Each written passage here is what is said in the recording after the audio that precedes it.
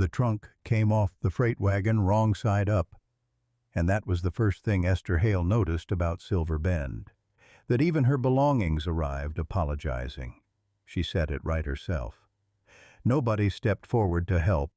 The street had gathered the way streets gather when something is about to happen that everyone will discuss later, and she understood, standing there with her satchel over her shoulder and old chalk dust still ground into the seam of her glove, that the something was her. Mrs. Leona Fisher stood on the schoolhouse steps with a letter in her hand. She did not read it right away. She let the children see her holding it first, let the mothers see her weigh it, and only then did she unfold the paper and speak in a voice built for being overheard. It says here that Miss Hale left her last post in Missouri without proper notice, that she was found unsuitable for a settled position.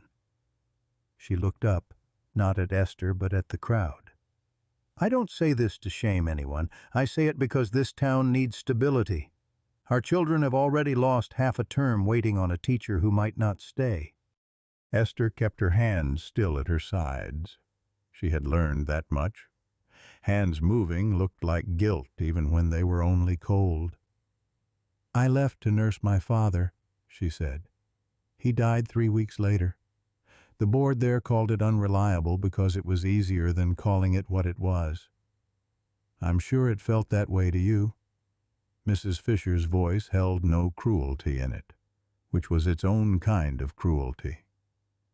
But a school board has to think of the children first, not the teachers' hardships.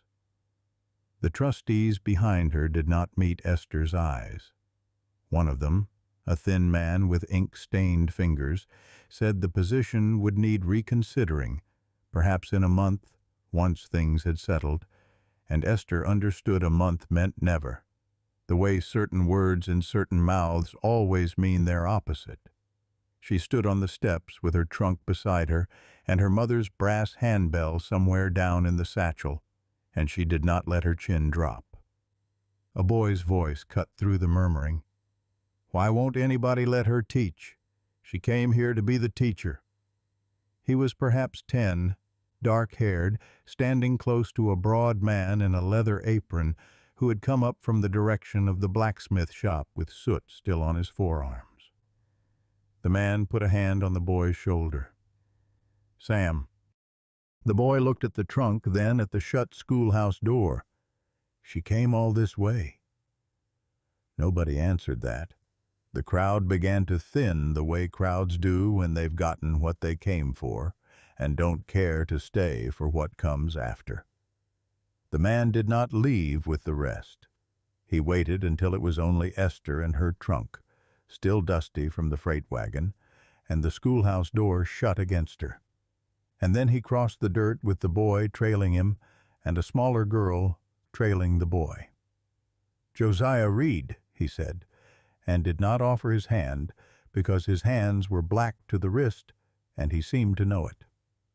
This is Sam. That's Ellie. Esther nodded to each of them in turn. The girl, perhaps 6, watched her with the particular stillness of a child cataloging a stranger. I've got a boy who's behind in his reading and a girl who hasn't started, Josiah said, and a ledger I can't keep straight to save my life. I've got a room over the shop, empty since my apprentice left. It's clean. It's got a stove. I can pay you something and board you honest until the town works out what it wants to do with itself. He did not look away when he said it. It's work, if you'll have it. Esther looked at the schoolhouse door, shut against her, and then at the man offering her a room above a forge and 2 children who needed teaching. I'll have it, she said. The forge filled the front of the building, but a narrow set of rooms ran behind it and above it, half shop and half house, as practical as Josiah Reed himself. The room upstairs smelled of coal smoke and oiled leather, and the first night she slept there, she could hear the last of the fire ticking as it cooled under the floorboards. It was not much. It was hers for as long as she kept it clean and honest, And after Missouri, that was closer to peace than she'd expected to find in a town that had just finished humiliating her on its main street. She began the children's lessons the second morning. The back room of the shop had a workbench Josiah cleared for her and two stools that didn't match, and the hammering from the forge came through the wall in a rhythm she learned to teach around. She rang the handbell to start each lesson. It had been her mother's, brass gone soft and dull with age, the handle worn smooth by a hand that had held it in a one-room school in Missouri 30 years before. My mother tied a ribbon round the handle, she told Ellie one morning, turning the bell over in her palm. Blue, so it wouldn't get lost among the primers and slates. Ellie considered the bare handle a long moment and said nothing, but she looked at it again before she went back to her letters. Sam did not want to be taught. He wanted badly not to be seen failing at it. He held the primer like it might bite him, and when he stumbled over a word he went red to the ears and looked at the door as if he might bolt through it. "You're not stupid," Esther told him the second day when he'd thrown the book down rather than sound out a word. "You're guessing instead of looking. Those aren't the same thing, and only one of them gets fixed by trying harder." He picked the book back up. He did not thank her, but he did not throw it down again. Ellie watched Esther arrange the shelf of primers, watched where she set the inkwell, with an attention that had nothing to do with reading. "Mama kept her sewing basket there," Ellie said one afternoon, nodding at the corner of the workbench where Esther had set her satchel. Esther did not move the satchel. "Then I'll find it a different corner," she said, and did, without making a ceremony of it. And Ellie watched her do that too, and something in the girl's shoulders came down half an inch. Josiah's ledger was a ruin. Esther found unpaid work going back 2 years, a widow's plow blade sharpened for nothing, a farmer's wagon wheel rebuilt, and never billed. "You'll go under doing business like this," she told him one evening, the ledger open between them on the workbench. "Some of them didn't have it," Josiah said, as if that settled the matter. "Some of them could have paid something." She turned the book toward him and pointed to a line. "This entry, you charged Mrs. Pike for 2 shovels. He looked at it. "Shelves. You wrote shovels. Then she got the better bargain. She got shelves." "That too," he said, without apology, and went back to the forge. She noticed, over the following weeks, that he began leaving a cup of coffee near her lesson table before the children woke, set down without comment. She noticed the latch on her trunk had stopped catching. She hadn't asked him to look at it. She'd mentioned once in passing that it stuck every morning and she had to fight it. Then one evening the latch simply worked, smooth as new, and she understood he had gone up while she was teaching, and fixed it and said nothing, because saying something would have made it a gift instead of a fact. She began keeping his supper warm on the nights he worked past dark. He began coming in quieter on those nights, careful not to wake the children, careful to lower his voice near the back room even in daytime when Ellie was bent close over her letters. None of it was declared. All of it accumulated. Mrs. Fisher came to the shop on a Tuesday about a repair on her buggy spring, and stayed after the buggy business was concluded. "You understand I only say this out of concern," she said in the doorway, gloves still on. "Children become attached to unsettled women very easily. Mr. Reed is a good man, but he is not a suitable shelter for a woman whose character has already been questioned. People are already saying you've made yourself hard to remove by getting close to his children." Esther set down her pen. "Are they saying it? Or are you saying it and calling it people?" Mrs. Fisher's mouth thinned. "I would hate for this to end badly for you, Miss Hale. Again." She left without arranging anything more. Esther sat with the ledger open in front of her and did not write another line for some time. Josiah came in from the forge an hour later, wiping his hands on a rag. He did not ask what Mrs. Fisher had said. He set a fresh cup of coffee by her elbow. "You don't have to tell me," he said. "I know." Coffee seemed safer than questions. He went back to the forge. Mr. Nathan Carter kept a clean counter and cleaner cuffs, and he looked at Esther the way a man looks at a column of figures that finally adds up right. "My sister keeps a tidy house in Glen Crossing," he said, closing his account book. "Her husband runs the dry goods there and needs a hand with the books. Steady wages, your own room, no children tugging at your skirts, no board meetings, no one in Glen Crossing who's ever heard the word Missouri." "That's kind of you to think of, Mr. Carter." "It is a sensible offer," he said. And he was right, and that was the trouble with it. It was sensible in every direction except the one that had begun to matter. She turned the offer over for 3 days. It would have solved everything cleanly.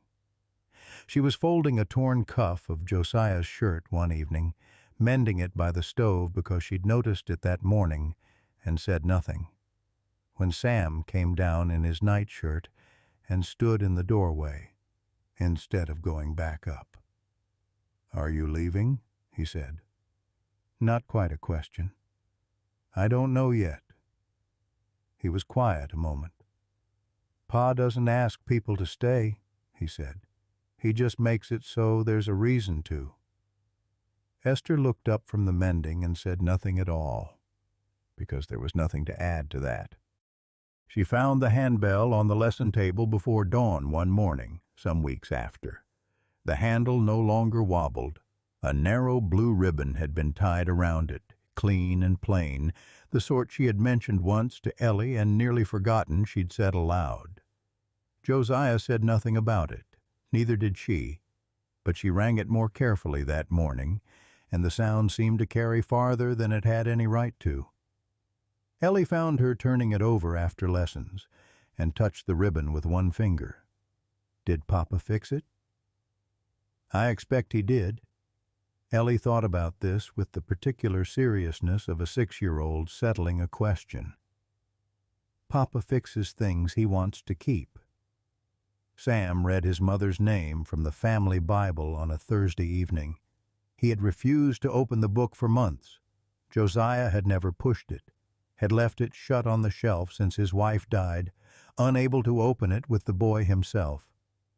Esther had worked with Sam quietly, letter by letter, until one evening he asked to try it alone. He got through the name. Only the name, Margaret Reed, in a careful, old-fashioned hand, before his voice caught and he stopped, embarrassed. "Does it still count?" he asked. "If I can only read the name." "Names count first," Esther said. Josiah stood in the doorway. He had come up to call them for supper and heard the last of it, and he said nothing at all. But he stood there a long moment with soot on his hands, and then he went back down without calling them because supper could wait. The town meeting was held in the schoolhouse, which still had 2 broken benches and a bell hanging crooked from a split bracket no one had gotten around to fixing. Mrs. Fisher stood at the front and argued that Esther had confused charity with qualification, that the children deserved a proper, certified teacher. Josiah stood. He was not a man built for speeches, and did not attempt one. "My boy read his mother's name last Thursday," he said. "First time since she died. That's the only certificate I needed to see." The room went quiet in the particular way rooms go quiet when something true has been said in a place used to hearing careful things instead. He reached into his coat and set the small brass handbell on the table at the front, the blue ribbon plain against the dark wood. "If this town doesn't want her teaching under its roof," he said, My shop door stays open to any child whose people care more about learning than about gossip." The board did not collapse into apology that night. Mrs. Fisher kept her chin up, and two of the trustees found reasons to study the floor. But by the following week, 3 families had quietly sent their children to the back room of the blacksmith shop. 3 became 5 before Christmas, and by January the back room held more slates than horseshoes. By late winter, the board relented and offered Esther the post back properly, on the condition that she teach from the schoolhouse and keep respectable lodging. She had, for the first time since Missouri, a clean and settled way forward that owed nothing to anyone. She had Carter's offer still open behind her if she wanted it. She had every door a respectable woman could ask for. She went to the shop that evening anyway, to tell Josiah before she told the board anything at all. Word had reached him before she did, the way word reached everyone in Silver Bend. He was at the workbench, fitting a new bracket to the schoolhouse bell. "Town'll give you a room now," he said, not looking up. "Everything's settled the way it should have been from the start." "They will." He set down his tools. "I won't ask you to give that up. Won't ask you to choose this house because you've got nowhere better." He turned to face her, hat in his hands. "I've been hearing that bell every morning for months now. Started out calling the children. Somewhere along the way it started calling me too." He turned the hat once. "I know the town can give you a room now. I'm asking if you want a home. Crooked shelf and all. Man who still puts shovels in the ledger when he means shelves." Esther reached for the small brass bell on the bench beside him. She held it a moment, thumb finding the ribbon, the worn place on the handle where her mother's hand had rested for 30 years. Then she set it down. Setting it down did not mean letting go of what it carried. It only meant she no longer had to hold the old life so tightly to keep it. She took his hand instead, black knuckles and all, and felt him go still the way a man goes still when he's asked for something and is waiting to find out if the waiting was worth it. "Yes," she said. They married that spring, once the term had properly begun. The schoolhouse bell rang true again, mended and hung back in its tower. The small brass handbell no longer belonged to only one room. Most mornings it sat on Esther's school desk. Most evenings it came home to the kitchen windowsill, where Ellie rang it when supper was ready. Sam read more easily now, and one evening at the table he read the whole of one of his mother's old letters aloud, start to finish, and nobody at that table treated it as anything but ordinary, which was exactly what made it enormous. Josiah still wrote shovels now and then where shelves belonged. Esther had stopped correcting it. She'd come to suspect he did it on purpose. On a spring morning, the schoolhouse bell rang out across Silver Bend. Sam stopped on the schoolhouse step, and Esther thought for a moment he'd forgotten his slate. Instead, he looked at the little brass bell sitting on her desk through the open door, and then across the street at his father standing by the forge. "That one still counts, too," he said. Esther looked at the bell, at the ribbon gone soft with handling. "Yes, it does." Ellie pulled him inside by the sleeve before the lesson could start without them. Josiah stood at the forge with one hand shielding his eyes, watching his children go in with the others, watching his wife raise a hand to them from the schoolhouse steps. Smoke rose from both chimneys into the same pale sky, and the street that had once gathered to watch a woman try not to break now simply went on about its morning, full of a sound that had stopped sending people away and started calling them in.